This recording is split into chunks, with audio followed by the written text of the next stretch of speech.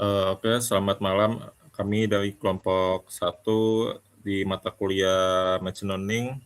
Di sini kami mendapat tema membahas paper yang bertema Ensemble Learning. Judul paper yang kami ambil adalah Comparison of Ensemble Learning Method, Random Forest, Support Vector Machine, AdaBoost for Classification Human Development Index, HDI, yang disusun oleh Resa Insaini Arunisa dan Ari Wahyu Wijayanto. Oke, bisa dilanjut. Nah, untuk kelompok satu, di sini kita ada anggota kelompok. Yang pertama saya sendiri, Muhammad Hansa Putra, 1123-1061. Lalu ada Nurfauzan Gimnastiar, 1123-1073. Lalu ada Imam Zulfan Mufid, 1123-1031.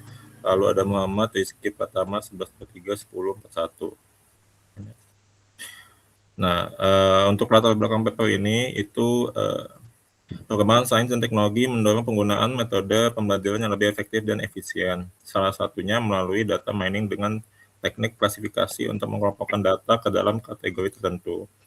Dalam penelitian ini digunakan data Indeks Pembangunan Manusia atau IPM karena memiliki klasifikasi yang jelas menurut Badan Pusat Statistik atau BPS, serta mampu menggambarkan kualitas sumber daya manusia melalui dimensi kesehatan, pendidikan, dan ekonomi.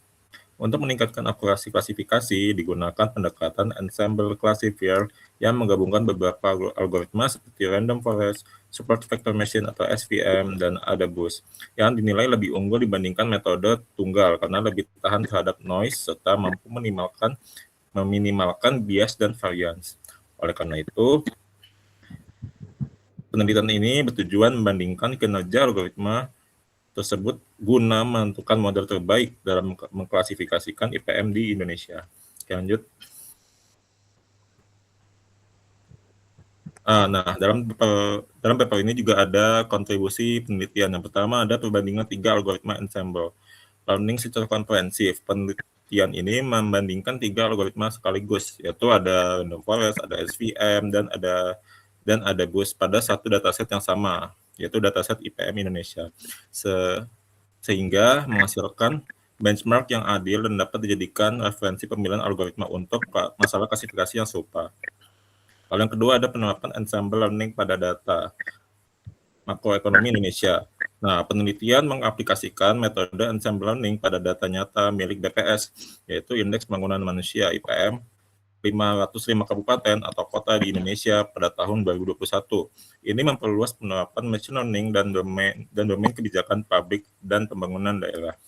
Lalu yang ketiga, pembangunan data imbalance dengan smooth. Penelitian berkontribusi dalam menunjukkan bahwa smooth atau synthetic minority oversampling technique efektif mengatasi ketidakseimbangan kelas pada data IPM, sehingga model klasifikasi menjadi lebih akurat dan tidak bias terhadap kelas mayoritas. Lalu ada pipeline preprocessing yang terstruktur untuk data multivariat.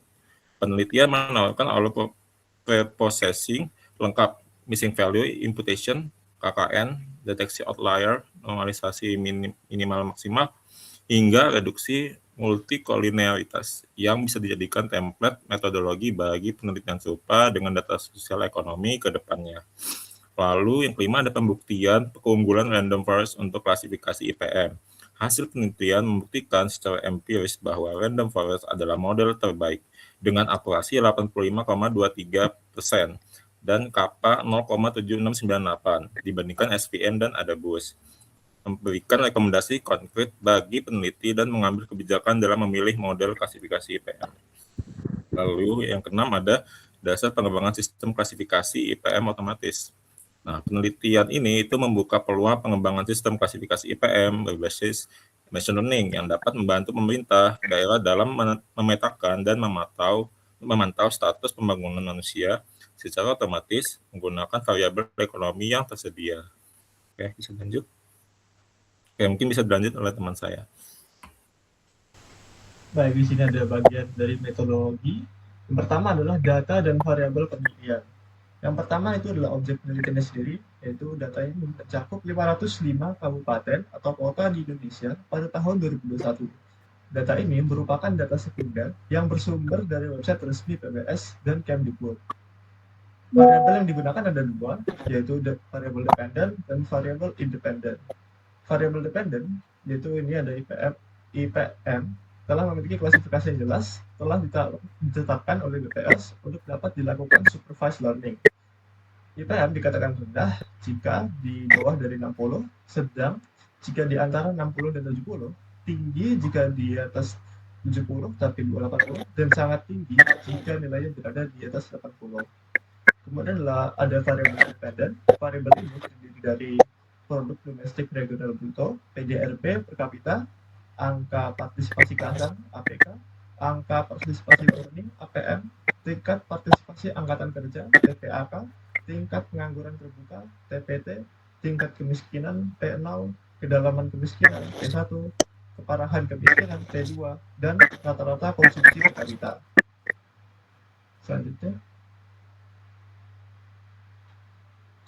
Selanjutnya adalah data preprocessing. Yang pertama adalah pembersihan data. Di sini ada pemeriksaan missing data, menunjukkan terdapat 10 missing value pada atribut tingkat pengangguran terbuka atau TPT. Jadi untuk mengatasi missing value tersebut, digunakan k-nearest neighbor dengan jumlah tetangga dekat sebanyak 5. Kemudian dilakukan transformasi data, di mana di sini dideteksi outlier menunjukkan bahwa terdapat pencilan di setiap atribut yang digunakan. Untuk mengatasi masalah outlier ini, dilakukan transformasi min-max yang juga diperlukan untuk menyamakan rentang satuan antara atribut agar tidak ada variabel yang mendominasi pemodelan. Ketiga, ada reduksi data. Ini dilakukan untuk menghindari multikolerialitas atau koefisien kolerasi lebih dari 80, 0,80, yang menyebabkan redundansi data. Data menunjukkan bahwa ada kolerasi tinggi antara atribut APK dan APM, P0 dengan P1 dan P1 dengan P2. Oleh karena itu, atribut APK dan P1 dihilangkan dari dataset karena dinilai memiliki korelasi yang kecil terhadap label atau kelas.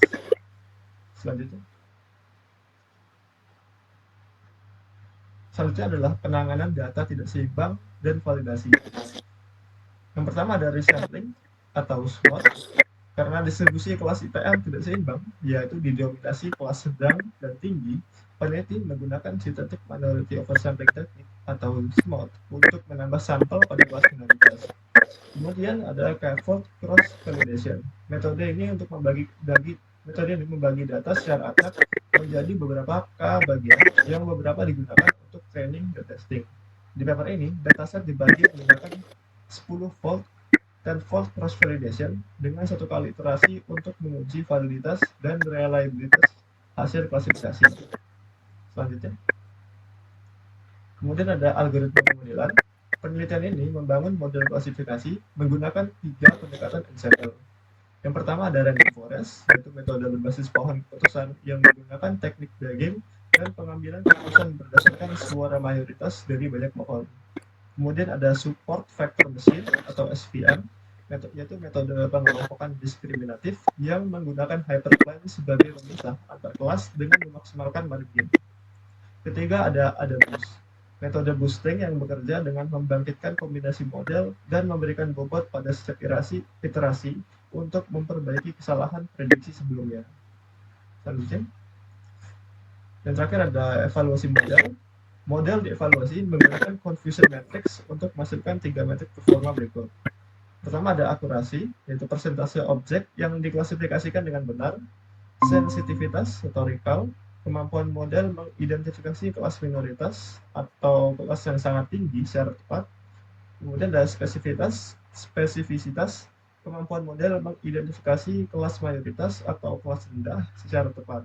Kemudian ada juga kapas statistik untuk mengukur sejauh mana hasil prediksi model sepakat dengan label asli dengan mempertimbangkan faktor keberuntungan atau kebetulan. Selanjutnya akan dibahas oleh teman saya Muhammad Rizky. Nah, di sini adalah hasil yang didapatkan yang pertama ada random forest. Ini dia paling terbaik karena menghasilkan akurasi yang lebih tinggi daripada 2 metode lainnya, di mana di random forest ini mendapatkan akurasi 85,23%, lalu sensitivitasnya 71,63%, spesifisitasnya 94,81% dan koefisien kapanya 0,7698. Lalu untuk yang model super vector machine ini dia di rank peringkat kedua, di mana menghasilkan akurasi 84,61%, sensitivitasnya 70,90%, spesifisitasnya 24,81%, dan koefisien kapanya 0,7596. Lalu untuk Adobus ini yang paling buruk, di mana menghasilkan akurasi 80,36%, dengan sensitivitas 58,20%, spesifisitasnya 93,24%, dan koefisien kapanya 0,6909. Baik, kami lanjut untuk kritik terhadap paper. Yang pertama ada kesalahan konseptual fundamental atau SVM bukan assemble. Seperti kita tahu, paper ini berargumen bahwasannya SVM ini termasuk assemble learning karena menggunakan ruangan hipotesis berupa fungsi-fungsi dalam sebuah ruang fitur berdimensi tinggi. Dan argumen ini sebenarnya tidak menjadi pijakan dalam literatur. Namun, assemble learning secara definitif mensyaratkan kombinasi atau agregasi beberapa model atau klasifikasi yang dilatih secara terpisah. SVM adalah satu model tunggal dengan satu boundary keputusan. Namun paper ini sendiri mengutip dari Dieterich tahun 2000 dan Alpaidin tahun 2020 yang justru mendefinisikan assemble secara ketat namun tidak konsisten menerapkannya. Perbandingan antar assemble dalam paper ini menjadi cacat logis sejak awal karena objek perbandingan tidak setara dengan konseptual. Yang kedua adalah memiliki data like edge smooth sebelum cross validation. Smooth yang dilakukan sebelum pembagian data menjadi false CV. Ini merupakan kesalahan metodologis yang dikenal luas. Ketika smooth menghasilkan data sintesis dari seluruh dataset, beberapa titik sintesis bisa memiliki tetangga yang berasal dari data uji. Nah, sehingga memiliki kebocoran informasi atau data leak. Akibatnya, estimasi performa model menjadi terlalu optimistik, sehingga smooth seharusnya diterapkan hanya pada training fault di setiap iterasi CV.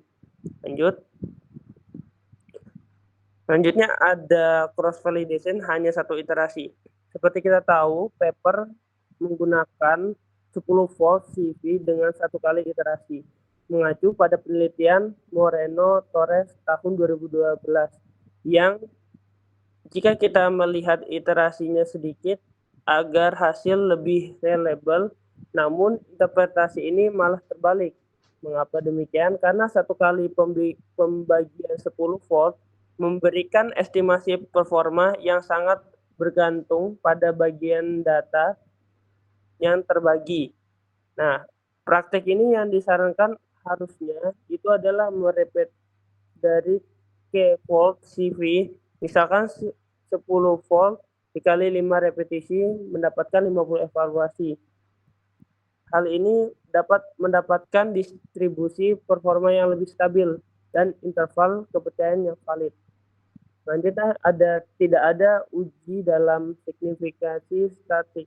Nah, ketika kita melihat akurasi dari random forest yang berjumlah 85,23% dan SVM 84,61%, hanya sekitar 0,62 poin persen sangat kecil. Mengapa demikian? Karena tanpa uji statistik seperti MC-Neymar test atau Wilcoxon-Signet rank test, klaim bahwa RF adalah model terbalik tidak dapat dipertahankan secara ilmiah karena bisa jadi selisih tersebut murni akibat variabilitas sampling, bukan superioritas algoritmik yang sejati.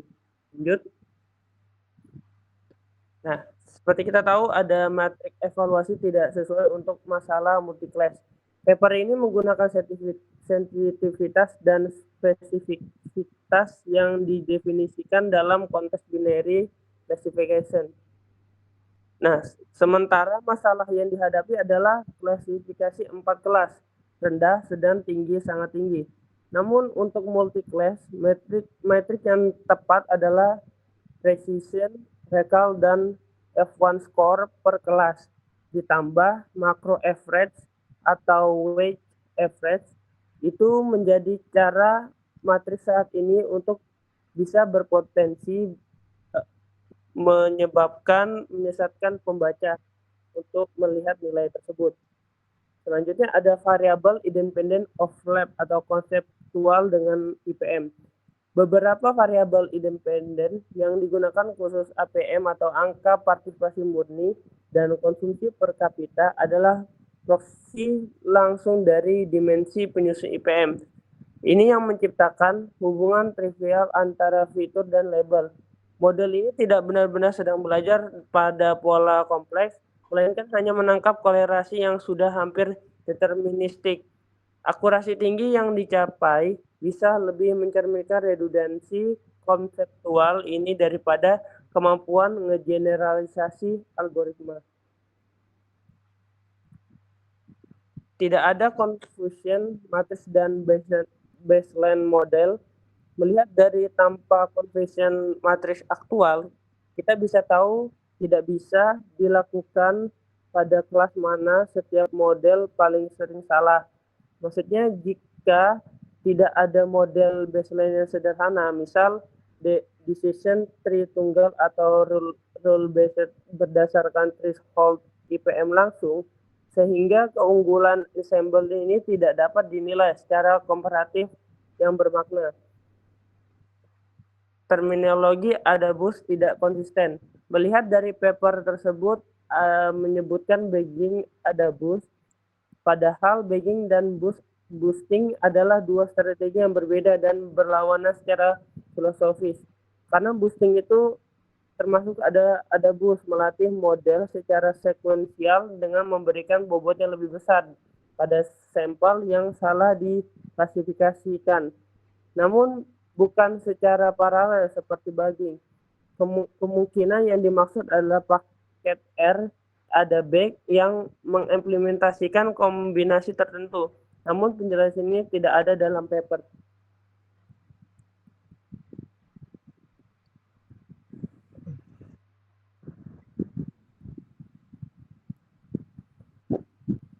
Mungkin itu saja yang kami dapat sampaikan. Sekian, terima kasih.